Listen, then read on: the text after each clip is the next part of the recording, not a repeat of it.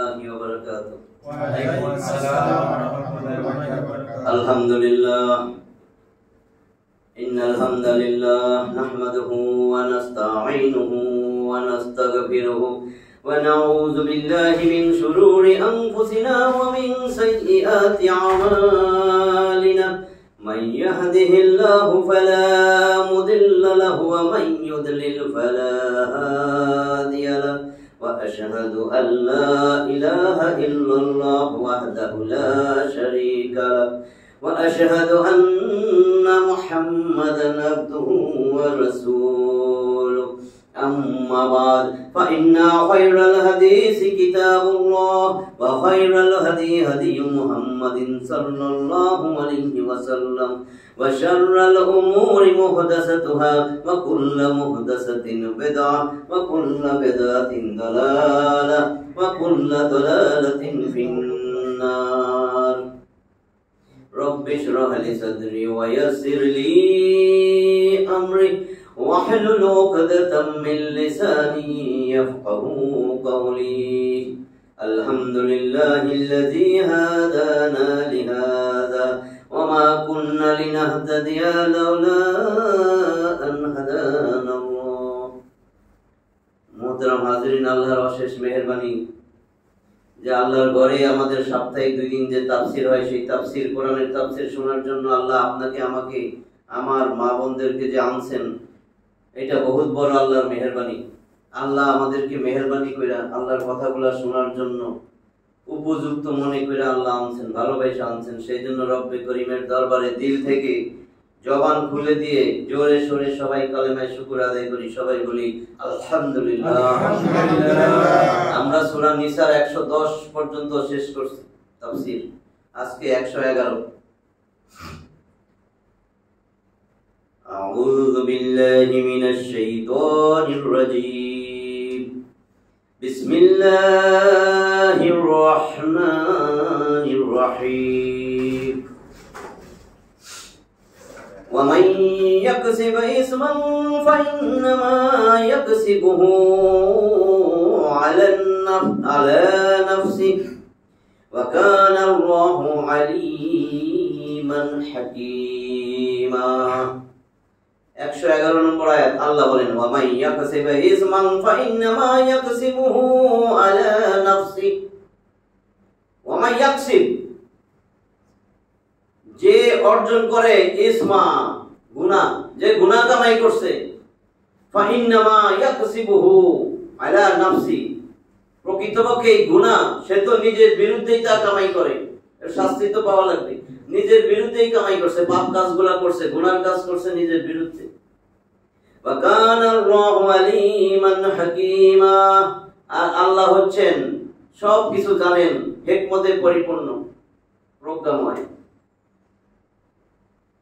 এই বিষয়ে আরো একটা আয়াতে মহান আল্লাহ বলেন ওয়ালা তাযিরু ওয়াজিরাতুন বিজরা উখরা। 15 নম্বর আয়াত, এটা সূরা আল ইসরা 17 নম্বর সূরা। কোন বোঝা বহনকারী অপরের বোঝা বহন করবে না, কারো বোঝা কেউ নিবে না। 112 নম্বর আয়াত আল্লাহ বলতেছেন ওয়া মান ইয়াকসিব খাতিআতান আও ইসমান সুম্মা ইয়ারমি বিহি বারিআ فقد احتمل بهتانا وإثما مبينا। ومن يكسب خطيئة, যে অন্যায় করলো, অন্যায় অর্জন করে, অন্যায় কাজ করলো, আও অথবা ইসমান, পাপ অর্জন করলো, পাপের কাজ কইরা, সুম্মা ইয়ারমি বিহি বারিআ, অতঃপর তার সমস্ত পাপ অন্যায় আরেকজনের উপরে, নির্দোষের উপরে চাপাই দিল। দুনিয়া করে না, নির্দোষ জেল খাটে, আসলে সে খুনের সাথে সম্পৃক্ত না, দর্শনের সাথে সম্পৃক্ত না, তার নামে মামলা দিয়া জেলে দিয়ে দিচ্ছে। ইয়ারমি বিহি বারিআ, নির্দোষের উপরে সেটা চাপায় দেয়, নিজের পাপ আরেকজনের উপরে চাপাই দিল, নিজের অন্যায়। ফাকাদ ইহতামালা বুহতানা ওয়া ইসমান মুবিনা, তাহলে সে তো মিথ্যা অপবাদ আর প্রকাশ্য গুনাহের বোঝা বহন করলো। এটা সব বোঝা নিজের উপরেই যাবে, সব বহন করতে হবে সেদিন। ওই যে আমরা আয়াত আগে গেছে, বললাম চুরি করছিল না, চুরি কইরা নিজে মুসলিম উবাইরিক গোত্রের লোক একজন বল্লম চুরি করছিল, কইরা তাড়াতাড়ি যখন সবাই মুখে মুখে শুরু হয়েছে যে চুরি করছে বল্লম একটা চুরি হয়েছে, তাড়াতাড়ি কইরা গোপনে ইহুদির কাছে দিয়েছে, ইহুদির বাসায়, যাদের ইহুদির এরপরে বাকি ইহুদি চুরি করছে, ইহুদি জানো না এর বাসায়। দেখেন না এখন অনেক সময় সিএনজি তালাশ করে, মোটরসাইকেল থেকে কইলা মানি ব্যাগ তালাশ করে, নিজেরাই ইয়াবা ধুইয়া কয় স্যার ধরছি যে ইয়াবা, ওই বেটা তো শেষ। এই কাম করছিল না পুলিশে? হ্যাঁ করছিল না এগুলি?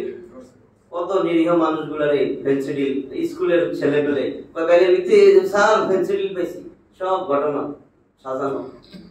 ওই এরকম হয়েছে উবাইরি গোত্রের লোকটাই রসুলের কাছে আবার যায় কইছে ইহুদির বাসায় পাওয়া গেছে।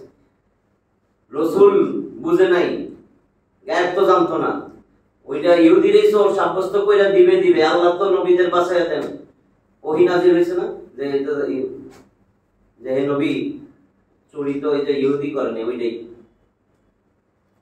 যেমন উবাইরি গোত্রের লোকেরা নিজেরা চুরি করে অপরের উপর চুরির অপবাদ চাপিয়ে দিয়েছিল, এই ধমক সকলের জন্য ব্যাপক। আমাদেরকে আল্লাহ এটা আয়াত দিয়া বলতেছেন এরকম করতে না, নিজে চুরি করে ধরা পড়ার ভয় আরেকজনের কাছে দিয়ে দেওয়া যে ওইটা চোর সাব্যস্ত। এই ধমক সকলের জন্য ব্যাপক, যা বনি উবাইরিক এবং তাদের মতো সকল মানুষকেই শামিল করে, যারা তাদের মতন অসৎ আচরণে জড়িত হবে এবং ওদের অনুরূপ অন্যায় কার্যাদি সম্পাদন করবে। 113 নম্বর আয়াত থেকে ওয়ালাউলা ফাদলুল্লাহি আলাইকা ওয়া রাহমাতুহু, এটুক বলি, ওয়ালাউলা ফাদলুল্লাহ, আল্লাহর অনুগ্রহ যদি না পাইতো, না থাকতো, আলাইকা তোমার উপর, আল্লাহ বলছেন নবীরে, ওয়ালাউলা ফাদলুল্লাহি আলাইকা ওয়া রাহমাতুহু, যদি তোমার উপর আল্লাহর রহমত না থাকতো আর আল্লাহর ফজল ও করম অনুগ্রহ না থাকতো, লাহাম্মাত তাইফাতুম মিনহুম আন ইউদিল্লুকা, তাহলে তাদের মধ্য থেকে একটা দল যে সংকল্প পরিকল্পনা কইরা ফেলাইছিল তাতে তোমাকে পথভ্রষ্ট কইরা ফেলাইতো। তাইফাতুম মিনহুম, তাদের মধ্য থেকে একটা দল, লাহাম্মাত সংকল্প করেই ফেলেছিল, আন ইউদিল্লুকা, তোমারে পথভ্রষ্ট করবে। আমি আল্লাহর রহমত আর অনুগ্রহ ছিল তোমার উপরে। ওয়া মা ইউদিল্লুনা ইল্লা আনফুসাহুম ওয়া মা ইয়াদুররুনাকা মিন শাই'ইন, কি বলে জানো, ওয়া মা ইউদিল্লুনা ইল্লা আনফুসাহুম, আসলে তারা তো নিজেরা নিজেদেরকে পথভ্রষ্ট করলো, চাইছিল নবীরে করতে। ওয়া মা ইয়াদুররুনাকা মিন শাই'ইন, তারা তোমার কোনো ক্ষতি করতে পারবে না। ওয়া আনজালাল্লাহু আলাইকাল কিতাবা ওয়াল হিকমাতা, ওয়া আনজালাল্লাহু, আল্লাহ নাযিল করেছেন, আলাইকা তোমার উপরে, আল কিতাব এই কোরআন তোমার উপর নাযিল করেছে, আর হিকমা, হিকমা মানে কি? প্রজ্ঞা। হিকমা মানে আল্লাহ রাসূলের যে সুন্নাহ হাদিস, কোরআন আর হাদিস। ওয়া আল্লামাকা মা লাম তাকুন তা'লাম, আর ওয়া আল্লামাকা তোমাকে শিক্ষা দিবেন, মা লাম তাকুন তা'লাম তুমি যা জানতা না। ওয়া কানা ফাদলুল্লাহি আলাইকা আযীমা, আর তোমার উপরে আল্লাহর ছিল বিরাট অনুগ্রহ। ওয়া কানা ফাদলুল্লাহ, আল্লাহর অনুগ্রহ হলো আলাইকা আযীমা, তোমার উপরে বিরাট অনুগ্রহ। এখানে আল্লাহ তাআলার বিশেষ হেফাজত আর রক্ষণাবেক্ষণের কথা উল্লেখ করা হচ্ছে, যা তিনি কেবল নবীদের জন্য প্রয়োগ করেছেন, আর এটা ছিল তার নবীদের উপর বিশেষ অনুগ্রহ ও দয়া স্বরূপ। তাইফাতুন দল বলতে সেই লোক যারা বনি উবাইরিকের সমর্থনে রাসূল সাল্লাল্লাহু আলাইহি ওয়াসাল্লামের নিকট তাদের নির্দোষ হওয়ার বার্তা পেশ করছিল, যার ভিত্তিতে আশঙ্কা ছিল যে নবী করিম সাল্লাল্লাহু আলাইহি ওয়াসাল্লাম তাকে চুরির অপবাদ থেকে মুক্ত ঘোষণা করবেন, যে প্রকৃতপক্ষেই চোর ছিল। এর দ্বিতীয় অনুগ্রহের কথা, যা কিতাব আর হিকমা অবতীর্ণ করা, এটার বোঝানো হয়েছে, এবং জরুরি বিষয়ের জ্ঞান দান করে রাসূল সাল্লাল্লাহু আলাইহি ওয়াসাল্লামের প্রতি রহম করা হয়েছিল। যেমন তিনি অন্যত্র বলেছেন, وَكَذَلِكَ أَوْحَيْنَا إِلَيْكَ رُوحًا مِنْ أَمْرِنَا مَا كُنْتَ تَدْرِي مَا الْكِتَابُ وَلَا الْإِيمَانُ। আল্লাহ এটা কিন্তু ইয়াতে চলে গেছে, সূরার 52 নম্বর আয়াত, 42 নম্বর সূরা। وَكَذَلِكَ أَوْحَيْنَا إِلَيْكَ, এমনি ভাবে আমি তোমার প্রতি ওহী করছি, রূহাম মিন আমরিনা, আমার পক্ষ থেকে রূহ, এই কোরআন তোমার প্রতি আমি দিলাম। মা কুনতা তাদরি মাল কিতাবু ওয়াল ঈমান, তুমি জানতা না কিতাব কি, ঈমান কি। এটা কেবল তোমার পালনকর্তার রহমত। এই সমস্ত আয়াত দ্বারা জানা গেল যে মহান আল্লাহ রাসূল সাল্লাল্লাহু আলাইহি ওয়াসাল্লামের উপর দয়া ও অনুগ্রহ করেছেন এবং তাকে কিতাব ও হিকমত দান করেছেন। এছাড়াও আরো অনেক বিষয়ের জ্ঞান আল্লাহর পক্ষ থেকে তাকে দেওয়া হয়েছিল, যে ব্যাপারে তিনি অবহিত ছিলেন না। এ থেকেও প্রমাণিত হয় যে তিনি গায়েব জানতেন না, কেননা তিনি নিজেই যদি অদৃশ্য বিষয়ে জ্ঞাত হতেন তাহলে অন্য কারো কাছে জ্ঞান অর্জন করার প্রয়োজন হইত না। যিনি অপরের থেকে জানতে পারেন ওহী অথবা অন্য মাধ্যমে, তিনি অদৃশ্য বিষয়ে জ্ঞাতা হতে পারেন না। 114 নম্বর আয়াত, লা খায়রা ফি কাসীরিন মিন নাজওয়াহুম ইল্লা মান আমারা বিসাদাকাতিন আও মা'রুফিন আও ইসলাহিম বাইনান নাস ওয়া মান ইয়াফআল যালিকা ইবতিগা'a মারদাতিল্লাহ ফাসাওফা নু'তিহি আজরান আযীমা। লা খায়রা ফি কাসীরিন মিন নাজওয়াহুম, তাদের গোপন পরামর্শের অধিকাংশের মধ্যেই কোনো কল্যাণ নাই। গোপন পরামর্শ করতেছে, এর অধিকাংশের মধ্যে কোনো কল্যাণ নাই। শুধু সেগুলোর মধ্যে আছে যেগুলা কি বলছে, ইল্লা, তবে, ওইগুলা ছাড়া। মান আমারা বিসাদাকাতিন, যেই নির্দেশ, যেই সলা পরামর্শ করছে দান খয়রাতের, আও অথবা মারুফ, সৎ কাজের, আও অথবা ইসলাহিম বাইনান নাস, মানুষের মাঝে সংশোধন, ইসলাহ করা, ইসলাহি বয়ান, সন্ধি স্থাপন, সংশোধন, মীমাংসা, এই সমস্ত কাজের পরামর্শ করছে। এগুলা বাদে বাকি অধিকাংশ পরামর্শের মধ্যে কোনো কল্যাণ নাই। ওয়া মান ইয়াফআল যালিকা, এইগুলা যারা এইগুলা করে, ওয়া মান ইয়াফআল, যে এরূপ করবে, যালিকা ইবতিগা'a মারদাতিল্লাহ, আল্লাহর সন্তুষ্টির উদ্দেশ্যে, আল্লাহ সন্তুষ্ট হবে এই জন্য যদি এরকম সলা পরামর্শ করে, ফাসাওফা নু'তিহি আজরান আযীমা, অতি সত্বর আল্লাহ বলছেন, নু'তিহি, আমরা দিব, তাদেরকে আমি দেব, আজরান আযীমা, বিরাট পুরস্কার, তাকে আমরা বিরাট পুরস্কার দিব। নাজওয়া মানে গুপ্ত পরামর্শ বলতে মুনাফিকদের সেই কথাবার্তাকে বোঝানো হয়েছে যা তারা আপোষে মুসলিমের বিরুদ্ধে অথবা একে অপরের বিরুদ্ধে বলাবলি করত। সাদাকা, খয়রাত, সর্বপ্রকার ভালো কাজ এবং মানুষের মাঝে মীমাংসার জন্য গুপ্ত পরামর্শ করা কল্যাণকর। বহু হাদিসেও এই কাজগুলোর ফজিলত ও গুরুত্বের কথা বর্ণিত হয়েছে। কারণ ইখলাস, আল্লাহর সন্তুষ্টি লাভের খাঁটি উদ্দেশ্য না থাকলে বড় বড় আমলও কেবল নষ্টই হবে না, বরং আমলকারীর জন্য বিপদের কারণ হবে। উল্লেখিত ওই আমলগুলার অনেক ফজিলতের কথা হাদিসে বর্ণিত হয়েছে। দান খয়রাত, হালাল উপার্জন থেকে আল্লাহর রাস্তায় একটা খেজুর পরিমাণ সাদাকার নেকিও উহুদ পাহাড়ের সমান। সহিহ মুসলিম জাকাত অধ্যায়ে এটা আছে। ভালো কথার প্রচারেরও নেকি অনেক। অনুরূপ আত্মীয়, বন্ধু বান্ধব এবং আপোষ দ্বন্দ্বের লিপ্ত এমন মানুষদের মাঝে সদ্ভাব ও সুন্দর স্থাপন করে দেওয়ার ফজিলত অনেক।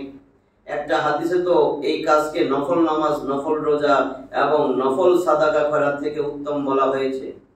মহানবী সাল্লাল্লাহু আলাইহি ওয়াসাল্লাম বলেন, আমি কি তোমাদেরকে রোজা, নামাজ ও সাদকার মাহাত্ম্য অপেক্ষা অধিক মাহাত্ম্যের কথা বলে দিব না?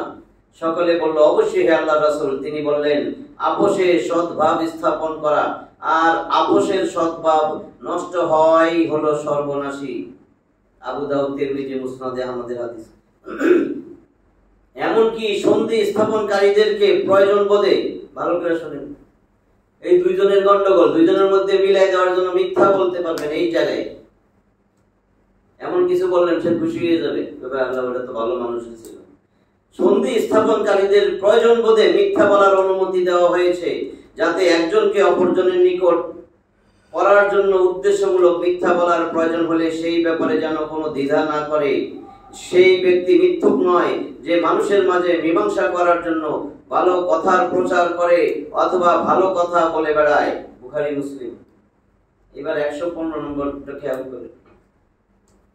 ومن يشاقق الرسول من بعد ما تبين له الهدى ويتبع غير سبيل المؤمنين نوله ما تولى ونصله جهنم وساءت مصيرا ومن يشاقق الرسول যে ব্যক্তি রাসূলের বিরুদ্ধাচরণ করে, যে ব্যক্তি রাসূলের বিরুদ্ধাচরণ করে, বিরুদ্ধাচরণ এখন তো রাসূল নাই, রাসূলের অনুসারী হন নাই, বিরুদ্ধাচরণ না? রাসূলের আদর্শ বানান নাই, বিরুদ্ধাচরণ না?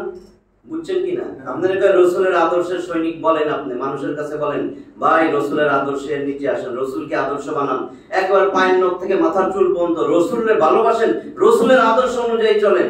আমরা বিভিন্ন রকমের ঠাট্টা মশকরা করি, এটা রাসূলের সুন্নাত, এটা রাসূল, এটা ফরজ নাকি? রাসূলকে যদি ভালোবাসেন রাসূলের সুন্নাত আপনার কাছে আসবে না? কবরে যাওয়ার আগে যদি রাসূলের সুন্নাত নিয়ে কবরে না যান, যে ব্যক্তি মরে গেল একটু দাড়িটাও নাই, রাসূলের সুন্নাতও নাই, বাহ্যিক ভাবেও তো তার একটা রাসূলের সুন্নাত যদি ভালোবাসেন তাইলে হবে, ভালোবাসলে না আপনার রাসূলের সুন্নাত হবে। ওয়ামাই ইউশাকিকির রাসূলা মিন বাদি তাবায়্যানা লাহুল হুদা, তোমার কাছে সত্য প্রচারের হওয়ার পরেও, সত্য প্রকাশিত হওয়ার পরেও তুমি জানো এটা হেদায়েতের পথ, তুমি জানো আল্লাহ তোমাদের রাসূলের আদর্শের সৈনিক হইতে বলছে, সব জানা সত্ত্বেও তুমি যদি রাসূলের বিরুদ্ধাচরণ করো, ওয়া ইয়াত্তাবি'ু গায়রা সাবিলিল মুমিনিন, মুমিনদের পথ ছাইড়া অন্য পথ ধরো। মুমিনদের পথ মানে সাহাবীদের পথ, কারণ রাসূলের কাছে যখন কোরআন নাযিল হয় সাহাবী বলতে, মুমিন বলতে সাহাবীরাই ছিল। এক একটা সাহাবীর পথ তুমি অনুসরণ করো নাই, তুমি ধরছো। সাহাবীরা কি ধর্ম নিরপেক্ষ করছে এটা বলেন? পরিষ্কার বুঝেন তো, রাসূল কি ধর্ম নিরপেক্ষ না ধর্মের পক্ষে জান দিছে? সাহাবীরা কি ধর্মের জন্য জান দিছে না ধর্ম নিরপেক্ষর জান দিছে? আমি তো এখন এটা বলেন আল্লাহ কি বলতেছেন? আল্লাহ বলতেছেন ওয়া ইয়াত্তাবি গায়রা সাবিলিল মুমিনিন, মুমিনের পথ হইয়া শয়তানের পথ ধরছে, নুআল্লিহি মা তাওয়াল্লা, আমি আল্লাহ সেই পথে চালাই দিব। নুআল্লিহি মা তাওয়াল্লা, আমি তারে সেই দিকেই চালাবো, সে সেই দিকেই চয়েস করছে যখন, আমি তো তারে দুইটা রাস্তা দেখাইছিলাম। ওয়া হাদাইনাহুন নাজদাইন, আল্লাহ কি বলছেন? 8, 9, 10 90 নম্বর সূরা বালাদ 20টা আয়াত আছে, আপনি 8, 9, 10 খুলবেন, দেখেন আল্লাহ নিজে বলতেছেন আলাম ইয়াজআল্লাহু আইনাইন, আমি কি তারে দুইটা চোখ দেই নাই? ওয়া লিসানাও ওয়া শাফাতাইন, তারে আমি দুইটা ঠোঁট একটা জিহ্বা দেই নাই? ওয়া হাদাইনাহুন নাজদাইন, আমি কি তারে শয়তানের রাস্তা আর আমি আল্লাহর রাস্তা দেখাই দেই নাই? দেখেন এখানে কি বলে, নুআল্লিহি মা তাওয়াল্লা, যে রাসূলের বিরুদ্ধাচরণ করছে আর মুমিনদের পথ ধুইয়া শয়তানের পথ ধরছে, আমি আল্লাহ তারে সেই দিকেই চালাবো। ওয়া নুসলিহি জাহান্নাম, এরপরে আমি তারে দগ্ধ করব জাহান্নামের আগুনে। ওয়াসাআত মাসীরা, এইবার সাহাবীরা যে মানতে বলছে, সাহাবীর কথাটা একটু বলি, বলতাম না মনে আইলো হঠাৎ। সাহাবী একবার তো একটা ঘটনা বলছি, সাহাবী নামাজের জন্য কি করলো, কাপড় নাই, উলঙ্গ, স্ত্রীর ঘরে গর্ত করে সেই উলঙ্গ, কাপড় নাই, স্ত্রীর কাপড়টা নিজে পড়ে, তারপরে নামাজ পড়ে, মসজিদে যায় রাসূলের পিছে জামাতে, তারপরে ঘরে তাড়াতাড়ি চলে আসে, কারণ স্ত্রীর তো নামাজ কাজা হয়ে যাবে। স্ত্রীর আয়সা নিজে ওই গর্তে ঢুকে উলঙ্গ হইয়া স্ত্রীর কাপড়টা দেয়, একটা কাপড়। সাহাবী নামাজ জামাতে পড়ে, আমরা তো এমনি জামাতে যাই না, যাই। এখন আরেকটা সাহাবীর কথা শুনেন, দিনের জন্য কি করছে না ধর্ম নিরপেক্ষের জন্য করছে, আপনাদের উপর ছেড়ে দিনের জন্য। এখন দেখেন সে ধর্ম নিরপেক্ষের জন্য কি করে। আপনি আমি কোন কষ্ট পাইছি, জন্মের পরেই তো ইসলাম পাইছি, তাই না? এই জন্য নাম আমিনুল ইসলাম। এখন শুনেন সাহাবী আব্দুল উজ্জা, অনেকেই জানেন হয়তো। আব্দুল উজ্জা একজন সাহাবী, কিশোর থেকে যুবক হইতেছে এরকম বয়স, সে কাফের, বাপ মারা গেছে জন্মের আগে, শুধু মা আছে আর কেউ নাই, আর চাচারা আছে, অনেক ধন সম্পদ আছে, চাচার কাছেই থাকে। এখন তো চাচাই তাদের জায়গা জমি সহায় সম্পত্তি, উট ভেড়া বকরি মহিষ যা আছে সব দিছে, ঘোড়া টোড়া কাফের।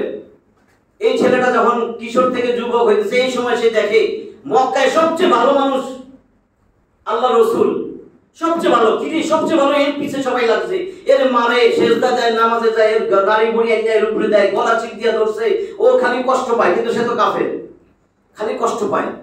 ইস, কেন ওরে মারতেছে, কেন? সবচেয়ে সৎ, সবচেয়ে একেবারে আল্লাহর কথা বলে, মূর্তি পূজা দেখতে পারে না। সে আস্তে আস্তে রসুলের ভালোবাসতে শুরু করছে, কিন্তু কাফের।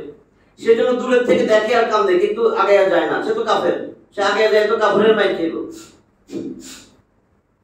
এরকম আমি শর্টকাট করতেছি, অনেক দিন এরকম যাইতে যাইতে সে যুবক হইতেছে। একদিন সে চিন্তা করছে, আর লুকিয়ে লুকিয়ে নবীরে ভালোবাসবো না, প্রকাশ্যে ভালোবাসবো। আগে দেখি চাচা কি কয়। চাচার কাছে থাকে তো, চাচার কাছে আসে, চাচার কয়, চাচা একটা কথা বলবো, আপনি আমার কথার যদি সঠিক জবাব দিতেন আমার উপকার হইতো। কয় বলো। চাচা, এই যে আব্দুল্লাহর পুত্র মোহাম্মদ, সে তো কাফের, এই জন্য এইভাবে বলতেছে, সে তোমার কাছে কেমন লাগে? আসলে সে কেমন লোক? কয়, মক্কার জমিনে তার থেকে সৎ, আমানতদার, সত্যবাদী আর একজনও নাই, চিটারি বাটপারি তার মধ্যে নাই। আমি তো ছোট নেতা, কিন্তু আমি তোমার বলি, আমরা যে বড় নেতা। আবু জেহেল এত চরম মিথ্যাবাদী, লম্পট, শয়তান, কিন্তু আমার তো নেতা। আবু লাহাব শয়তানের হাড্ডি, ওয়ালিদ ইবনে মুগিরা, এগুলো সব শয়তান। আমরা আমাদের ধন সম্পদ ব্যাংকে না থুয়ে আমরা এই মোহাম্মদ রাজে এত মারি, তার কাছেই রাখি, কারণ আমরা জানি ওইখান থেকে ওইটার নিশ্চয়তা বেশি। সে পাই টু পাই বুঝাই দিবে যখন চামো তখন। সে এত বড় সত্যবাদী। বাতিজার তো অন্য উদ্দেশ্য। তাহলে চাচা এত ভালো মানুষ, এই যে তারা যে এরকম মাইরধর করে, কি দরকার? সে তো ভালো কথাই বলে সবাই। তোমার কি মনে হয় সে আল্লাহর নবী হইতে পারে? আমারও তাই মনে হয়। চাচা চলেন না, চাচা ভাতিজা দুজনই তার হাতে হাত রেখে ঈমান আনি। কি বলবি ভাতিজা তুই? বাপ দাদার ধর্ম থেকে এই ধর্মে যাবি? খবরদার আর এগুলা বলবি না। চাচা বলবো না মানে? আরেকবার যদি বলো জায়গা জমি যা দিছি সব কাইরা হয়ে যাবো। চাচা আমার কাইরা নেওয়া লাগবে না, আমি স্বেচ্ছায় আপনাদের দিয়ে দিলাম, আর ঘোষণা করে দিলাম, আশহাদু আল্লা ইলাহা ইল্লাল্লাহু ওয়াহদাহু লা শারীকা লাহু ওয়া আশহাদু আন্না মুহাম্মাদান আবদুহু ওয়া রাসূলুহু। অর্থ, আমি আজকের থেকে আপনাদের লগে ধর্ম নিরপেক্ষর জন্য জান দিয়ে দিব নাকি? তাই না? এটা না সবই তো বুঝেন দেখি।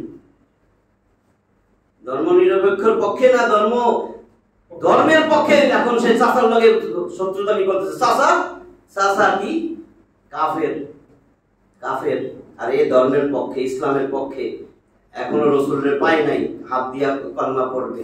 চাচা এবার সব রয়ে গেছে, আর কিচ্ছু পাবি না, তোরে ঘর থেকে বাইর করে দেবো। কয় চাচা আপনি আমার ঘর থেকে বাইর করে দেন, তবু আমি চলে যাব, আমি সেই নবী আল্লাহর রসুলের হাতে আমি বায়াত হব, আমি ইসলাম গ্রহণ করব, আপনার যা করার করেন। কয় দাঁড়া, তোর জামা খোল। জামাও তো আমার। জামা খুলে নিয়ে গেছে, এক টান দিয়া জামাটা ছিঁড়া জামা হয়ে গেছে। মনে করছে এবার যাইতে দিব। প্যান্ট খোল, পরনে যা ছিল এটা তো আমার, খোল, তোরে আমি উলঙ্গ করে ছাড়বো। সে তখন যুবক, ইসলামের জন্য সে উলঙ্গ হয়েছে। উলঙ্গ হয়ে এখন লজ্জাস্থান ধরে দৌড়ায় চলে গেছে মায়ের কাছে। মায়ের কাছে এসে বলে, আম্মা আম্মা তুমি দরজা খোলো, আমার দিকে তাকায়ও না, আমি কিন্তু উলঙ্গ। চাচা আমারে সবকিছু রাইখা বাইর করে দিছে, তুমি শুধু আমারে একটা কাপড় দাও।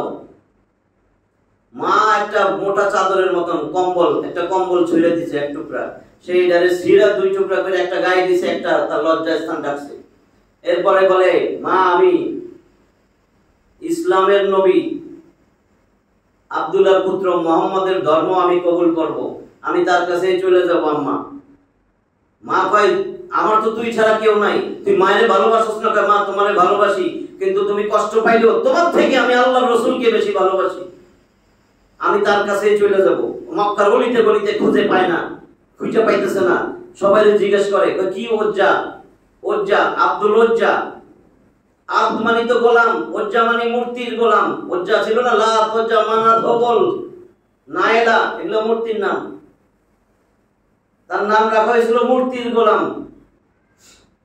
এই দুই টুকরা কাপড় পরে মক্কার গলিতে গলিতে নবীরে খুঁজে পায় না। একজন বলতেছে, শোনো, গত রাতে তো নবীজি হিজরত করে মদিনায় চলে গেছে। সে এখন চিন্তা করে, যেই জমিনে নবী নাই আমি সেই জমিনে থাকবো না, হাঁটা শুরু করছে। কেমনে যাবে? মক্কা থেকে মদিনা 450 কিলোমিটার। এখন রাস্তা বানাইছে যেটা পাহাড় গুহার একটা সমান করছে। আর ওই 1450 বছর আগে 1450 কিলোমিটার 1000 কিলোমিটারের মতন হবে। আঁকা বাঁকা পাহাড় পর্বত তো এখন তো সমান করে দিছে, আমরা বুঝি না।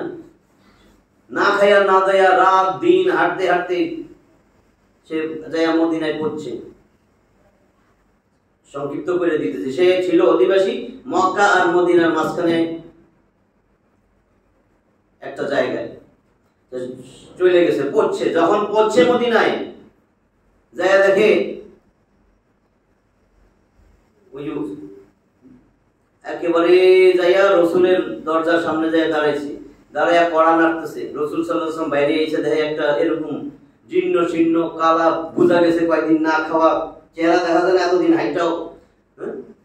কে তুমি?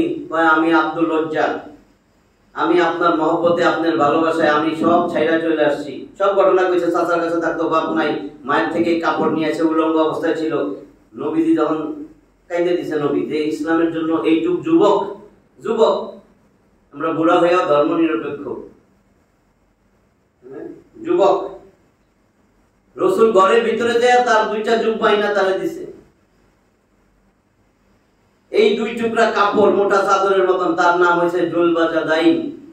আল্লাহ রসুল বলে তোমার নাম আব্দুল লজ্জা না, তোমার নাম আজকে থেকে আব্দুল্লাহ। এরপরে নবীজি আসহাবে সুফফা তো দেখছেন সবাই, ওমরা যারা করছেন, বাবাজি যারা গেছেন, হ্যাঁ মদিনায় দেখছেন না, সাহাবীরা বসতো যে রসুলের হুজরা, আয়েশা মা আয়েশা রাদিয়াল্লাহু আনহা হুজরার সামনেই তো এটা একটা উঁচা পিড়া জায়গাটা। তো এখানে যে সাহাবীরা রসুল ডাক দিয়েছেন, তোমরা শোনো, আজ থেকে আব্দুল্লাহ তোমাদের ভাই। অনেক কষ্ট করছে সে বাড়ি ঘর ধন সম্পদ সবকিছু ছাইরা সে ইসলামের জন্য আত্মত্যাগ করছে। সে উলঙ্গ অবস্থায় ঘর থেকে বাইরেছে। এই দুইটা কাপড় ছাড়া তার আর কিছু নাই। তোমরা আব্দুল্লাহরে কিছু বলো না, তোমরা যা খাবার পাও সেটাই খাওয়াইও, আব্দুল্লাহর দিকে খেয়াল নেই। এই আব্দুল্লাহ জোরে জোরে কোরআন পড়তো, খুব জোরে। কয়েকদিন পরে সাহাবীরা আয়েশা রাসূলুল্লাহ বলছে, আল্লাহ রাসূল ওরে একটু মানা করেন, সে এত জোরে পড়ে আমাদের ডিস্টার্ব হয়, ঘুমাইতেও ডিস্টার্ব হয়, ধ্যান খেয়াল নামাজ পড়তে আমাদের কষ্ট হয়। আল্লাহ রাসূল বলছেন, তোমরা তারে কিছুই নিষেধ করবা না, আমিও নিষেধ করব না, তারে জোরে জোরে পড়তে দাও। ইসলামের জন্য তোমাদের থেকে তার ত্যাগ অনেক বেশি। বুঝছেন তো? ইসলামের জন্য তার ত্যাগ, ধর্ম নিরপেক্ষের জন্য কয়নি, ধর্মের পক্ষে তার ত্যাগ অনেক বেশি। এরপরে তাবুকের যুদ্ধ, রসুল যাইতেছেন, সে তাবুকের যুদ্ধে যাইতেছে। রসুলরে বলতেছেন, হে আল্লাহ রসুল আমার জন্য দোয়া করেন। রসুল এটা বলার পরে দোয়া করছেন, হে আল্লাহ আমার আব্দুল্লাহর রক্ত কাফেরদের জন্য হারাম করে দাও। কে আল্লাহ রসুল আপনারা কি দোয়া চাইলাম, কি করলেন? আমি তো শহীদ হইতে চাইছি। রসুল দোয়া করছে কি, এর রক্ত কাফেরদের জন্য হারাম করে দেন, তার মানে সে শহীদ হবে না।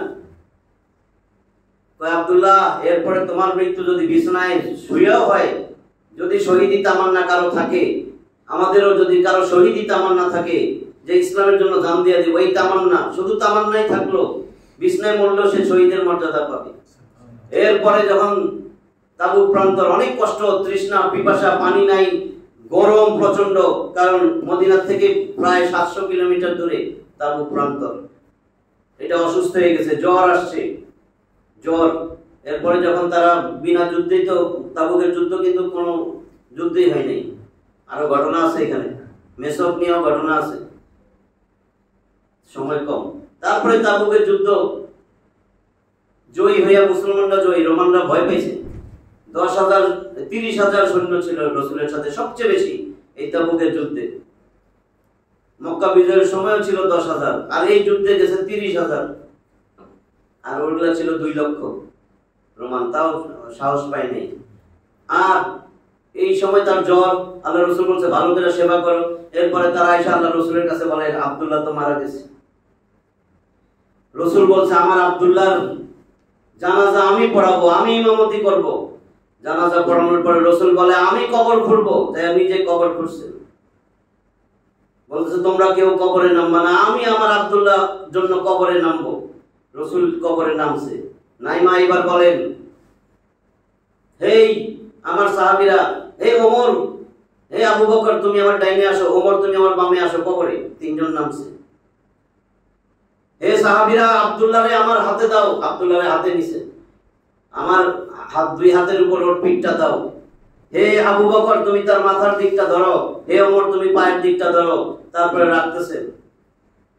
এইটা দেখে আব্দুল্লাহ ইবনে মাসউদ পাশে দাঁড়ায় সব সাহাবীরা কাঁদতে দিছে জোরে জোরে, হে আল্লাহ এই লাশটা যদি আমি হইতাম, আল্লাহ পৃথিবীর তিনজন শ্রেষ্ঠ কবরে নামছে, এই সুযোগ তো আমার জীবনও হবে না যদি আমি হইতাম আজকে, আমার এই যদি তুমি মৃত্যু দিয়ে দিতে আজকে এই লাশটা যদি আমি হইতাম আব্দুল্লাহর জায়গায়, কতই না ভালো হইতো। চিল্লায় চিল্লায় কাঁদতেছে।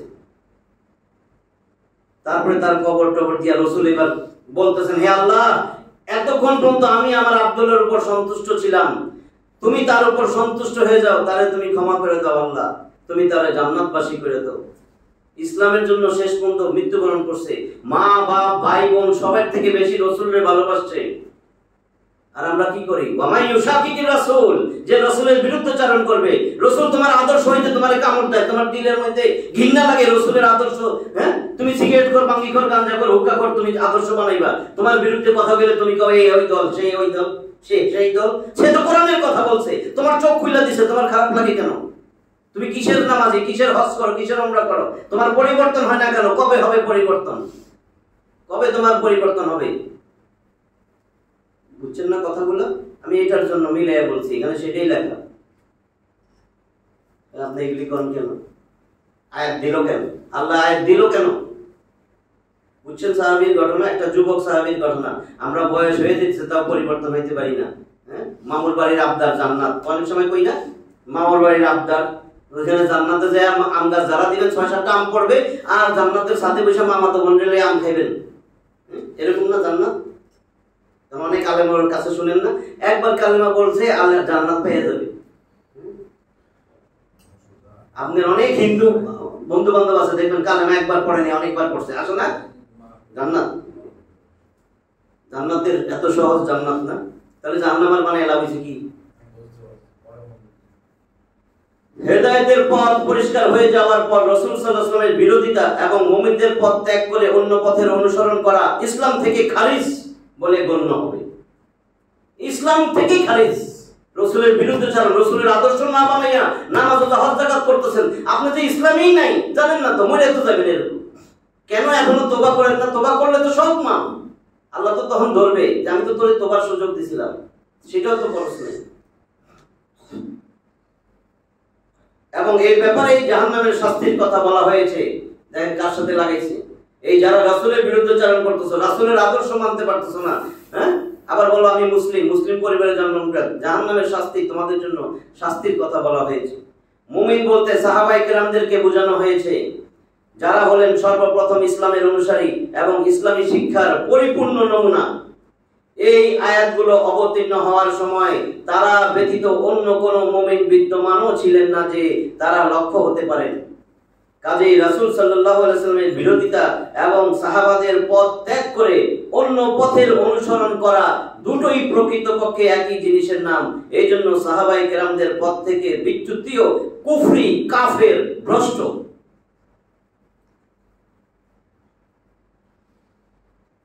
কঠিন হয়েছে কথাটা না? সাহাবায়ে কেরামদের পথ থেকে বিচ্যুতি মানে সে কাফের, সে পথভ্রষ্ট। একটু আগে সাহাবের কথা কইছি, আরো একটা সাহাবীর কথা কইছি। সাহাবীদের পথ থেকে পথভ্রষ্ট। সাহাবীর পথ চিনি না আমরা? সাহাবীর পথ কাটটা? রাসূলের দেখানো পথ। রাসূলের পথ কোনটা? আল্লাহর বলা পথ। রাসূলকে দিয়েছে কোরআন, কোরআনের পক্ষে জীবন দিয়ে দিবেন, কোরআনের বিরুদ্ধে যান কেন? কেন বলেন রাজনীতি কোরআন নাই? কোরআনের কি? কোরআনের রাজনীতি নেই কেন বলেন? এটা কোরআন অপূর্ণ। আপনি রান্নাঘর থেকে সংসদ সব কোরআন দিয়ে সাজবে, আপনি অক্ষম, কিন্তু কোরআনের কথা বলতেই থাকবেন। এখানে কোরআন থাকবে, ইসলামের রাজনীতি থাকবে, ইসলামের অর্থনীতি আছে, সমাজনীতি আছে, ব্যক্তিগত নীতি, পরিবার নীতি, সমাজনীতি, পররাষ্ট্রনীতি, আপনার সব আছে। গণভবন, সংসদ ভবন, সব জায়গায় কোরআন ঢুকাইতে হবে। কোরআন নাই, যার দিলে সে পশু, জানোয়ার, শুয়োর, কুত্তা, বিলাই, ব্যাঙ। আল্লাহ তো আরো খারাপ করেছে, আল্লাহ কইছে শুয়োরের থেকে নিকৃষ্ট। শুয়োর তো একটা ভালো জিনিস, শুয়োর তো আল্লাহর বিরুদ্ধে গেছে। শুয়োরে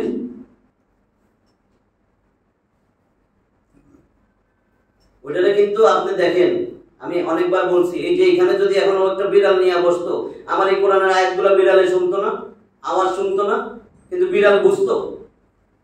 তাহলে যা বিড়াল বুঝে না দেখে মানে না। এখন যারা এখান থেকে শুনে গেছে এত কথা, ধর্ম নিরপেক্ষ করেন না, এটার বিরুদ্ধে যাইন না, এই ধর্মের পক্ষে আসেন, বিড়াল কিন্তু আসবে না। যদি ও কুকুর একটা নিয়ে, অনেক দামি কুকুর নিয়ে বইতো, কুত্তাও আইতো না। কুত্তাও আওয়াজ শুনছে, যারা এখানে কথা শুনতেছে তারাও শুনতেছে। পার্থক্য কি? কুত্তার বিবেক নাই, এর বিবেক আকল সব আছে। এখন আল্লাহ বলেন যদি কুত্তাও মানে নাই, ও মানে না, তাহলে কুত্তার থেকেও নিকৃষ্ট, কারণ আকল দিছি। আমি কই নাই কিন্তু। ইন্না শাররাদ দাওয়াবি ইনদাল্লাহি সুম্মুল বুকমুল্লাযিনা লা ইয়াকিলুন। নিশ্চয়ই, জোর দিয়া বলছেন, ইন্না শাররাদ দাওয়াবি ইনদাল্লাহ, আমি আল্লাহর কাছে আমার জমিনে চলে এমন সকল প্রাণীর মধ্যে তুই সবচেয়ে নিকৃষ্ট, তোরে আমি আকল দিছিলাম। আল্লাহ তো কইছে আমার সৃষ্ট জীবের মধ্যে তুই নিকৃষ্ট। সৃষ্ট জীবের মধ্যে কুত্তা আর শুয়োর নাই? কুত্তা আর শুয়োরের থেকে তুই নিকৃষ্ট আল্লাহ বলতেছে। আমি শুধু জানাইয়া বাংলায় করে দিছি, বাংলায় করে দিছি, আমি তো নিজে লাগাই নিয়ে দিছি। 116 নম্বর আয়াত, ইন্নাল্লাহা লা ইয়াগফিরু আন ইউশরাকা বিহি ওয়া ইয়াগফিরু মা দুনা যালিকা লিমান ইয়াশা। নিশ্চয় আল্লাহ ক্ষমা করেন না তার সাথে শরীক করাকে। ইন্নাল্লাহা লা ইয়াগফিরু আন ইউশরাকা বিহি ওয়া ইয়াগফিরু মা দুনা যালিকা লিমান ইয়াশা। এছাড়া যাকে চান ক্ষমা করবেন, যে শিরক করে নাই। শিরকের গুনাহ ছাড়া সব গুনাহ আল্লাহ ইচ্ছা করলে মাফ করবেন। শিরকও মাফ পাইবেন মৃত্যুর আগে তওবা যদি করেন। আর শিরক করবেন আল্লাহ। ওয়া মান ইউশরিক বিল্লাহ, যে ব্যক্তি আল্লাহর সাথে শরীক করে, ফাকাদ দাল্লা দালালাম বাঈদা, সে তো ঘোর পথভ্রষ্টতার মধ্যে পড়ে গেল, পথভ্রষ্টতার শেষ সীমানায় চলে গেল, ভীষণভাবে পথভ্রষ্ট হইল। 117, ইন ইয়াদউনা মিন দুনিহি ইল্লা ইনাসা। ইনাসা মানে তারা নারী মূর্তিকে ডাকে, মিন দুনিহি তাকে ছাড়া, মানে আল্লাহরে বাদ দিয়া নারী মূর্তিরে বেশি ডাকে। ওই যে বলছিলাম একটু ওজ্জা, মানাত, নাইলা, এই নারী মূর্তি এগুলোরে তারা বেশি ডাকে, দেবীদেরকে বেশি পূজা করে। ওয়া ইন ইয়াদউনা ইল্লা শাইতানাম মারিদা, আর কেবল অবাধ্য শয়তানকেই ডাকে। অর্থ উপাসনা করে তারা আল্লাহর পরিবর্তে, তারা কেবল নারীদেরকে আহ্বান করে, দেবীদের পূজা করে, এবং তারা কেবল বিদ্রোহী শয়তানেরই পূজা করে। শয়তানের দল তো পূজা মানে আমরা খালি অন্য জিনিস বুঝছি। শয়তানের দল করে মানে শয়তানের পূজা করে। শয়তানের দল বলে দিছে না, ইস্তাহওয়াযা আলাইহিমুশ শাইতান ফাআনসাহুম যিকরাল্লাহ উলাইকা হিজবুশ শাইতান আলা ইন্না হিজবাশ শাইতানি হুমুল খাসিরুন। বলছিলাম না আয়াতটা 58 নম্বর সূরা মুজাদালা 19, ইস্তাহওয়াযা আলাইহিমুশ শাইতান, এরা শয়তানের দলের কর্মী, এদের ব্রেন মন মগজ শয়তান দখল করে ফেলেছে। এদের প্রভু এখন আল্লাহ না, এদের প্রভু শয়তান। শয়তানে যেদিকে নেয় সেদিকে যায়। শয়তান উঠতে পেলে উঠে, বসতে পেলে বসে। শয়তানে মদ খাওয়ায়, গাঁজা খাওয়ায়, রাত্রে ক্রিকেট খেলার সামনে বসায় থয়, তাহাজ্জুদে উঠতে পারে না। আরে তাহাজ্জুদ তো দূরে, ফজরে উঠতে পারে না, কিন্তু ক্রিকেট খেলার জন্য 3টা 4টা 5টা, ফুটবল খেলা দেখার জন্য ওইটা পয়সা থাকে। একদল তাহাজ্জুদে দাঁড়ায় আর একদল ক্রিকেট খেলার জন্য দাঁড়ায় থাকে। কারে মূল্যায়ন দিবে আল্লাহ? হ্যাঁ, একদল মদ গাঁজা লইয়া, নারী লইয়া ভর্তি করে তাহাজ্জুদের সময়, হোটেলে আছে না, ওগুলা শয়তানের দল। যাই দেখেন তো এখানে কয়জন আলেম পাইবেন? পাইবেন নি? মাদ্রাসার হুজুর, মাদ্রাসার পোলা ভাই, হ্যাঁ পামু। কোথায় পাইবেন? কয় তাহাজ্জুদে। আর ওইখানে কারে পাইবেন? হ্যাঁ, 2 দল, ABCD EFGS AB, ABCD EFGS আছে না, AB, শয়তানের আড্ডি করতে এগুলি। 118 নম্বর, লানাহুল্লাহ ওয়া ক্বালা, দেখেন লানাহুল্লাহ, আল্লাহ তারে লানত দিছে। কারে? শয়তানকে আল্লাহ লানত করছেন। ওয়া ক্বালা, শয়তান বলে, লাআত্তাখিযান্না মিন ইবাদিকা নাসীবাম মাফরুদা, সে বলে অবশ্যই আমি তোমার বান্দাদের একটা নির্দিষ্ট অংশকে আমার অনুসারী বানাইয়াই ছাড়বো। শয়তান কইতেছে আমি একটা নির্দিষ্ট গোষ্ঠীরে, নির্দিষ্ট অংশরে আমি আমার অনুসারী বানাইয়াই ছাড়বো। তোমার ইসলামের বিরুদ্ধেই কথা বলবে। আমিনুল ইসলাম, নুরুল ইসলাম, মির্জা, আয় দেখছেন মির্জাফর নাম তো কইতে পারতেছি না। وقال لأتخذن من عبادك نصيبا مفروضا, বুঝছেন না? ইসলাম লাগাইলেই হবে? আমার নাম এটা, আমার নাম এটা, আমার নাম এটা, আমি তো ইসলাম, আমি তো মুসলিম, আমার আব্বা দাউদ আলাইহিস সালাম। কি আপনার আব্বাকে দাউদ আলাইহিস সালামের বংশধর? আপনি কিসের জন্য ফাইট করেন? তাহলে দূর, সব জায়গায় ধর্ম নাই, সব জায়গায় ধর্ম নাই। আমি চুরি করবো না, ইসলাম থাকলে আমার তো চুরি বন্ধ হয়ে যাবে। আমি যা চুরি করবো হাত কেটে দিবেন, এটা হয়নি। কোরআনের আইন যদি সংসদে পাশ হয়ে যায় তাহলে আইনটা বাস্তবায়ন হবে না। বিচারপতি তো দেবে হ্যাঁ চোরের অপরাধে দায়বদ্ধ, হ্যাঁ কে? প্রধানমন্ত্রী, হ্যাঁ ঠিক স্বরাষ্ট্রমন্ত্রী, যে তার হাত কেটে দেন। এরপরে আর বর্ষাইতে পারবে ও আমার জনগণ 5 বছর পরে এই যে চোর চোর একটা হাত নাই, এরকম উঠেই তো দেখবেন হাত নাই, তার মানে মানুষের মনে হয় এটা তো চোর চোর চোর। এই জন্য আইনটা পাশ হয় না। সহজ হিসাব, কোরআন দিয়া কোনোদিন দেশ চলবে না। চলবে কখন? মানুষের আপনার আমার পরিবর্তন হইলে। যদি আমি যেরকম কইতেছি আপনারাও কইতে থাকেন, রাস্তাঘাটে কইতে থাকেন, অফিস আদালতে কইতে থাকেন, সব জায়গায় কইতে থাকেন, তাহলে কি হবে? একেবারে সুন্দর হয়ে যাবে। মদিনা চলছে কেন?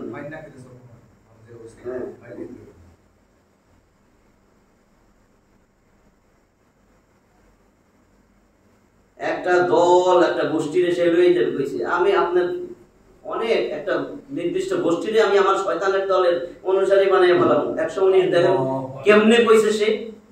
119 কতগুলি কথা জোর দিয়া তো আমি বলছি। লামে মাফতুহা, লামে জবর নুনে সাকিলা। আল্লাহর কোরআনের মধ্যে সবচেয়ে জোরালো শব্দ হয়েছে যে শব্দের শুরুতে লামে তাকিদ, লামে মাফতুহা, লামে জবর। লাম খারা জবর না, বা লাম আলিফ জবর না, লাম জবর, লা টান নাই, সেটা জোরালো। যেমন কি বলে দেখেন, ওয়ালা উদিল্লান্নাহুম ওয়ালা উদিল্লান্নাহুম, অবশ্যই অবশ্যই আমি তাদেরকে পথভ্রষ্ট করবই। 2 ওয়ালা উমান্নিয়ান্নাহুম, তাদেরকে অবশ্যই আমি অনেক আশা আকাঙ্ক্ষা দেব, অনেক আশা আকাঙ্ক্ষা। সে পায়া যাবো, এটা পাবো, এটা পাবো, এটা পাবো, তখন আমার পিছে পিছে ঘুরবো। 3 ওয়ালা আমুরান্নাহুম, তাদেরকে আমি অবশ্যই নির্দেশ দেব। 3টা। এরপরে কয় অতঃপর ফালা ইউবাইয়িকুন্না ফালা ইউবাত্তিকুন্না আযানাল আনআম। আযানাল আনআম, আনআম তো গৃহপালিত পশু। প্রথমে বলছে আমি অবশ্যই তাদের পথভ্রষ্ট করব, তাদেরকে অবশ্যই আমি আশা আকাঙ্ক্ষা দিব এবং তাদেরকে আমি অবশ্যই নির্দেশ দিব। অতঃপর তারা অবশ্যই গবাদি পশুর কানগুলা ছেদ করবে, ছিদ্র করবে। এখন বুঝবেন কি কইতেছে। এরপরে বলে ওয়ালা আমুরান্নাহুম, অবশ্যই তাদেরকে আমি আরো নির্দেশ দিব। ওয়ালা ইউগাইয়িরুন্না খালকাল্লাহ, অতঃপর তারা আল্লাহর সৃষ্টিকে অবশ্যই অবশ্যই বিকৃত করবে। পুরুষ মানুষ কান ফুটা ফিরে হিন্দের রিং করবে, বুড়া বুড়ি মহিলা, জোয়ান মহিলা বুড়ু ফালাইয়া দিয়ে এখানে কি কয় ওটারে কাজলের মতন দিয়া আঁকবো, বুড়ো আঁকবো, ট্যাটু করবে, ট্যাটু চামড়ার মধ্যে বিভিন্ন ছবি আঁকবে, সব জায়গায় ছবি আঁকবে। আমি যা দিছি এটা ভালো লাগে না, কতগুলো নাক এখানটা ফুটে যায়, এখানটা ঝাড়ু ছড়ার মতন ঢুকাইবো, করছে না? চেহারা বিকৃত করবে, আমার সৃষ্টিতে বিকৃত করবে। আর তারা শয়তানকে গ্রহণ করবে। আমি আল্লাহরে বাদ দিয়া অভিভাবক হিসাবে শয়তানরে ধরবে। শয়তান তার এত ভালো লাগে, শয়তানের মদ খাওয়ায়, গাঁজা খাওয়ায়, শয়তানের নারী নিয়ে ভর্তি করায়। কি মজা, দুনিয়াটা কি মজা, দুনিয়াটা মজা লাগতেছে।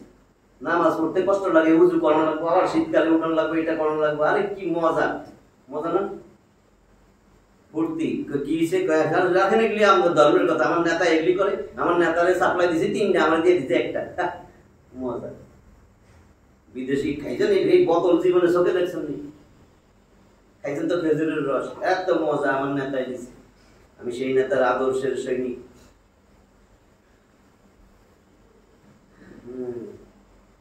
ومن يتخذ الشيطان وليا من دون الله فقد خسر خسرانا مبينا। আপনি দেখেন, আপনারা মনে করতে পারেন আসলে কিন্তু না। আমি তো আয়াত বলতেছি, আপনাদের কাছে মোবাইল আছে, যে হুজুরেরটা এরকম না, খালি আয়াত বুঝি এরকম আসে। দেখেন তো আয়াতগুলো এরকম আসে নি?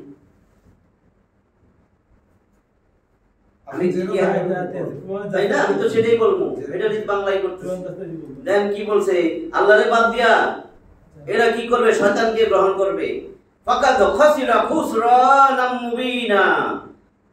আর যারা আল্লাহর পরিবর্তে শয়তানকে অভিভাবক রূপে গ্রহণ করে তারা তো স্পষ্টই ক্ষতিগ্রস্ত হলো। আল্লাহর কথা,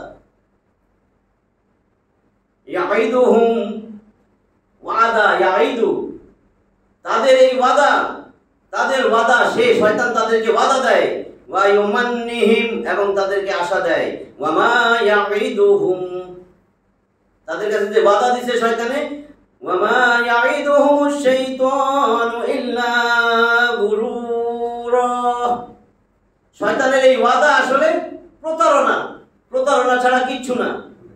পরে না বুঝবো শয়তানের দল করে কি লাভ হইছে। দুনিয়ার ধ্বংস হয়ে যাবে না, দুনিয়া কয়দিন, আর আখিরাত কয়দিন, আখিরাতের শেষ আছে।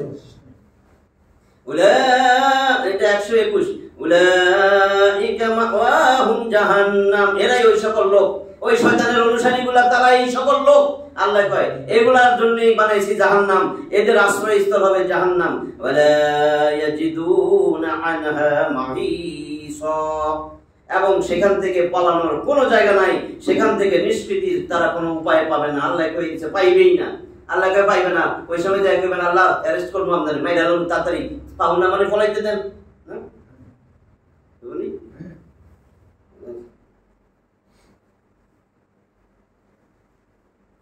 122 এটাই শেষ করে দিই।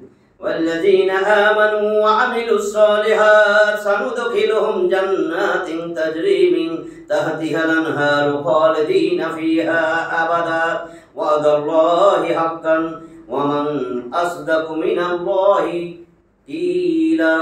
দেন শেষে কি লাগাইছে?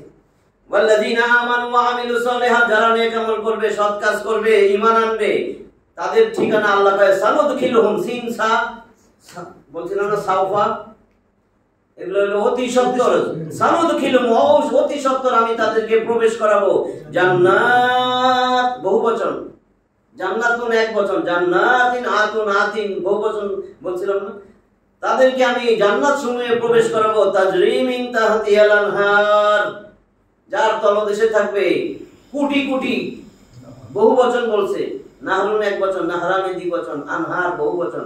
আমরা নহর জানি 4টা, মধুর নহর, দুধের নহর, সরবের নহর আর পানির নহর, কোটি কোটি নহর আল্লাহ দিবেন। খালিদিনা ফিহা আবাদা, সেখানে চিরদিন থাকবে। ওয়াদাল্লাহি হাক্কুন, এটা আল্লাহর ওয়াদা, আল্লাহর ওয়াদা সত্য। ওয়া মান আযদাকু মিনাল্লাহি কিলা, আমি আল্লাহর থেকে সত্য কথা বললে আল্লাহ কে আছে? আর কে সত্য কথা বলতে পারে আমি আল্লাহর থেকে? দেখেন সাহাবীদের ঘটনাও বলছি, এক তো নামাজের সাহাবীর কথা বলছি, নামাজের গুরুত্ব কত, জামাতে আসার জন্য কাপড়ই নাই, তাও নামাজ ছাড়ে নাই, ছোট মাসুম বাচ্চারে বাইন্দা থই, এর জন্য হালাল হারাম এখনো আসে নাই, যাতে আরেকজনের খেজুর না কইয়া খায়।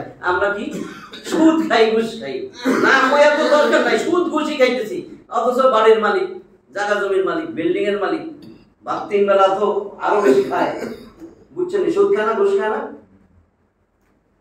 উনি সচিব, তো সচিব তুই সুদ খাস কেন, ঘুষ খাস কেন? ফকির ভিক্ষা করস, 2 বেলা ভাত পাস না, তুই খাস কেন? স্বভাবের দোষে খাই। কেন? ইসলাম আসলে কামড়াইবো কি? কামড় দিব না, আমি তো খাইতে পারবো না, ইসলামের যেটা নিষেধ, আইন করে দিলে তো আর পারবো না, তো আমি তো মারা যাবো। কেন মারা যাবি? সুদ খেলে স্বাস্থ্য ভালো হয়, সুদ খেলে স্বাস্থ্য ভালো হয়। আপনি চিন্তা করেন, ছোট্ট একটা সাহাবীর কথা কইয়া শেষ করি নাকি? 15 মিনিট আছে না?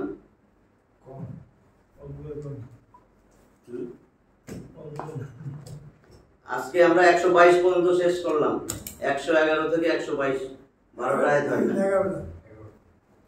একটা ধরনের 12টা। এই যে আমরা কোরআনের কথা বলতেছি, ইসলামের কথা বলছি, ইসলামের জন্য নবী যখন আসছে, সব তো কাফেরই, ইসলামের জন্য ঘর বাড়ি জান সব কিছু ত্যাগ করছে, সব ছেড়ে দিছে। সাহাবীগুলার জিন্দেগি, এদের ইতিহাস বলার উদ্দেশ্য যাতে নিজেদেরও ঈমান বাড়ে। সাহাবী 2টার কাহিনী বলছি, আমি যেগুলা সলিড সেগুলা বলার চেষ্টা করি। সময় আছে না? শেষ করে দেব না, 50 হইছে, 50 মিনিট হইছে, 50 মিনিট থাকবো তাইলে বলেন। ছোট্ট একটা কি কম, আরে কইতে থাকেন তো, সাহাবীর ঘটনা তো ভালো, তো 10 মিনিট বলেন, একটা ঘটনা 10 মিনিট ঢুকার আর 15 মিনিট সমস্যা।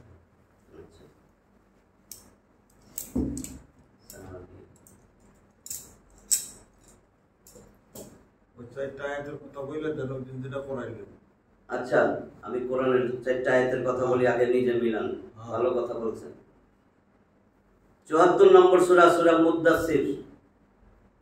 সূরা মুদ্দাসির, এইখানে 4টা জিনিস আছে, জান্নাত আর জাহান্নাম।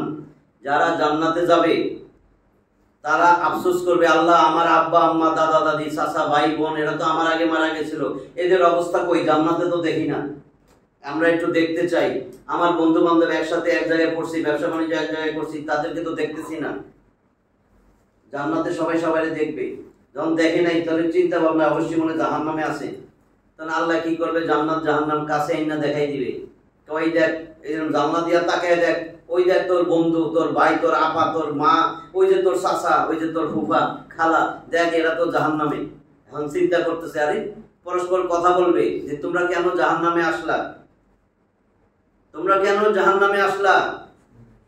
আমি আয়াত 38 থেকে 48 একবারে বলে যাইতেছি।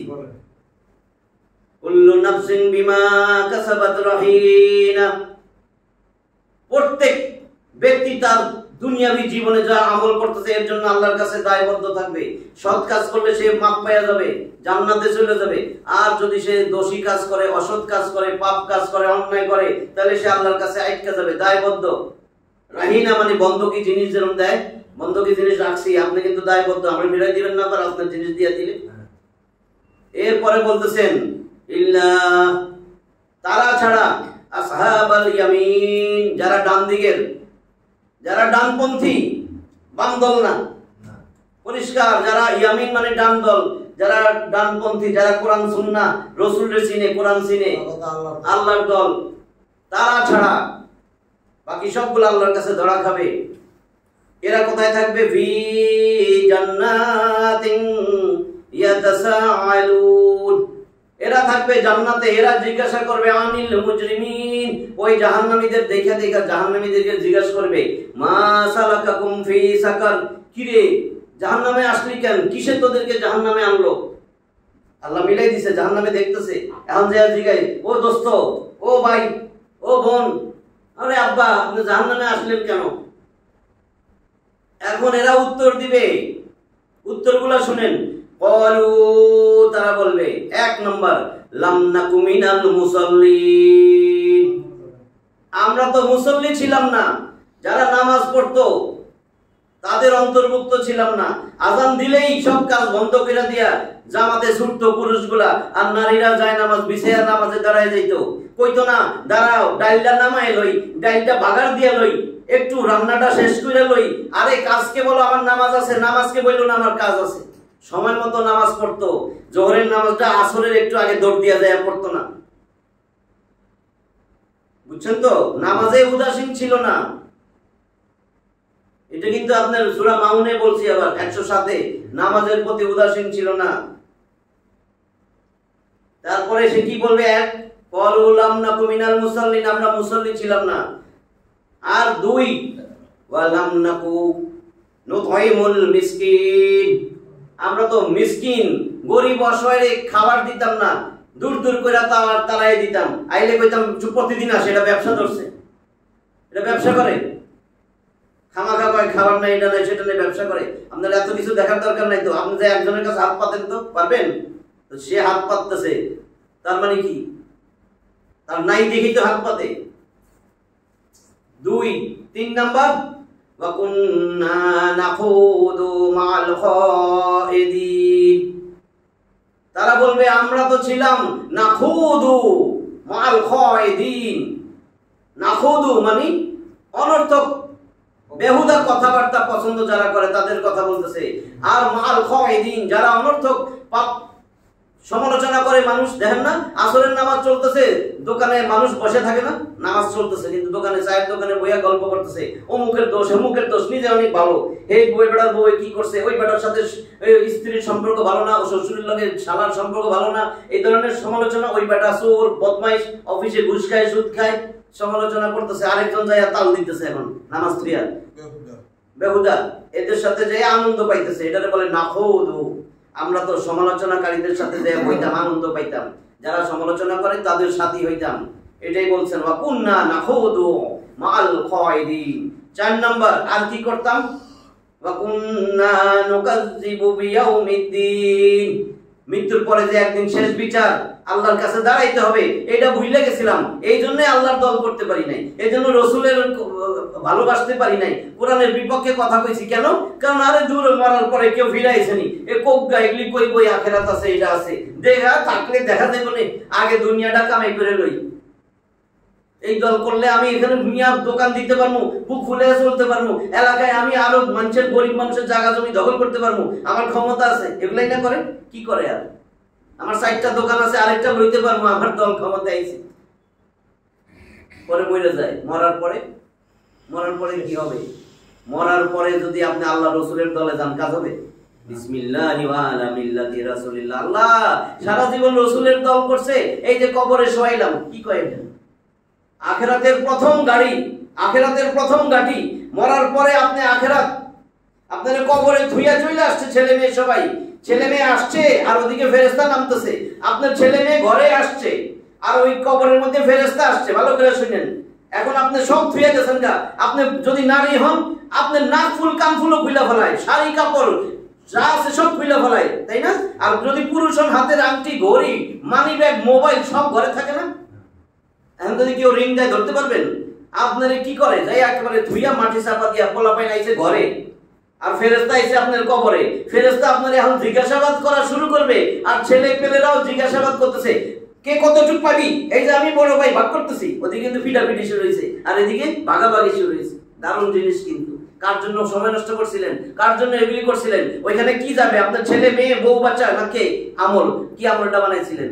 উল্টা তো আপনি ধর্ম নিরপেক্ষ হয়ে গেছেন। আপনি তো রসুলের চিনেন নাই। এখন যদি রসুলের দেখায়, মাহাজা রাজুল, এই লোকটাকে আল্লাযী বুইসা ফিকুম, যাকে তোমাদের কাছে পাঠানো হয়েছিল, এই নবী, এই লোকটাকে চিনোনি? ইট কই না তো জঙ্গি, এটা তো জঙ্গি। ইট কই নাকি মাটি খুঁজবেন মারার জন্য, এটা জঙ্গি। কারণ আপনার নেতার মতো তো লাগে না, নেতা তো সফান সফা। মসরিন, মসরিন, মসরিন তো বুঝছেন না? মসরিন, সুন্নতের কোনো বালাই নেই, এক ফোঁটা সুন্নত নাই। এই পর্যন্ত স্বাধীনতার পরে যতগুলা আপনার নেতা হয়েছে সব সফান সফা, একটার মধ্যে ভুলেও কিশোর হইয়া মরতে পারে নাই। যুবক হলে তো দাঁড়িয়ে উঠে, বুঝলেন নাই? তাহলে নবীর সুন্নত ছাড়া আপনি কবরে গেলেন না। তারপরে কি বলবে? এইভাবেই তো চলে গেছে, হাই হাই, হাত্তা আতানাল ইয়াকিন, শেষ পর্যন্ত মৃত্যুর মুখে পড়ে গেছি, মরে গেছি। এখন কি হবে? শেষ পর্যন্ত মৃত্যুর মুখে পড়ে গেছি। ফামা তানফাউহুম, কোনো উপকারে আসবে না। শাফাআতুশ শাফিঈন, কোন সুপারিশকারীর সুপারিশ কোনো কাজে লাগবে না। কে সুপারিশ করবে? আল্লাহর কথা না এটা? এদের জন্য কারো সুপারিশ কোনো কাজে আসবে না। কাজে লাগাবে তো আল্লাহ। রসুল, আল্লাহ না দিলে রসুল পারবে? নবী পারবে? শাফাআতুশ শাফিঈন, কোন সুপারিশকারীর সুপারিশ কবুল করা হবে না। তারপরে 49 নম্বর আয়াত, ফামা লাহুম তাযকিরাতি ফামা লাহুম আনিত তাযকিরাতি মুরিদিন, কি হয়েছে তোমাদের? কেন কোরআন থেকে মুখ ফিরাই নিছো? কেন কোরআন থেকে মুখ ফিরাই নিছো? যদি এই কথাগুলো বুঝি, এর উপর আমল করি, এখনো তওবা করি, আপনার আমারই উপকার হবে। কোনো আমি ক্ষতি করার জন্য একটা কথাও বলি নাই। মরার সাথে সাথে দেখবেন 100তে 199 না যে এইটাই তো উপকারের কথা কইছিল। আমি তো ধ্বংস হয়ে গেছিলাম আমার ওই সমস্ত নেতা নেত্রী বন্ধু বান্ধবের কারণে। এইটাই না ছিল আমার প্রকৃত বন্ধু। এখন যত মন খারাপ হোক, যে এইটাই তো ছিল আমার প্রকৃত বন্ধু। কারণ এটা ক্ষণস্থায়ী জিন্দেগি, ওটা চিরস্থায়ী। ওইখানে কোনো দিনও মরবেন না। সুম্মা লা ইয়ামুতু ফিহা ওয়ালা ইয়াহইয়া, সেদিন যত আযাব গজব আসুক আপনি মরবেন না। আপনি জীবন থাকবে, খালি কামদেন আর শর্টকট করবেন, রব্বির জীবন লা ইয়ামালু সালিহান ফিমা তারাকতুকাল্লাহ। দুনিয়া আরেকবার পাঠান আল্লাহ, খাইয়ার না খাই খালি তোমার ইবাদত করব, দান সদকা করব। 100 টাকা পাইছি তো 20 টাকার ভাত খাইছি, আমি গরিব রাস্তায়, আমি 80 টাকা দান করব। আল্লাহ তুমি দেখো 1 টাকাও রাখো না। এখন কি করবে? এখন কি করি? আল্লাহ 100 টাকা দিয়েছে আপনাদের, আপনাকে তো মনে হয় 100 কোটি হয়ে গেছে। কি করছেন? এটা কেমনে হয়েছে জানেন? ধর্ম নিরপেক্ষতার জন্য। যদি ধর্মের কথা এখান থেকে লুঙ্গিটাও থাকতো না।